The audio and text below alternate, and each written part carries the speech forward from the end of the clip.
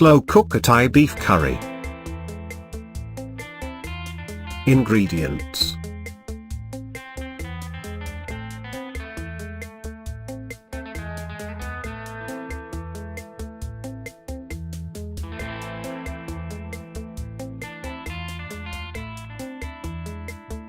how to make it.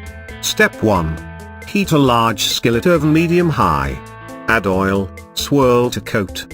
Add beef, and cook in 2 batches, turning occasionally, until browned on all sides, about 6 minutes.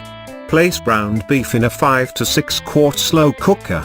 Add stock to skillet, stirring and scraping to loosen browned bits from bottom of skillet. Transfer mixture to slow cooker.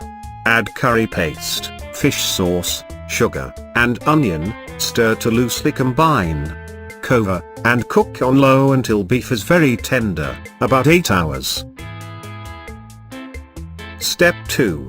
Add coconut milk and haricots verts to slow cooker. Increase heat to high, cook until haricots verts are tender, about 12 minutes. Turn off heat, add cilantro leaves, spinach, and lime juice. Stir gently until spinach starts to wilt.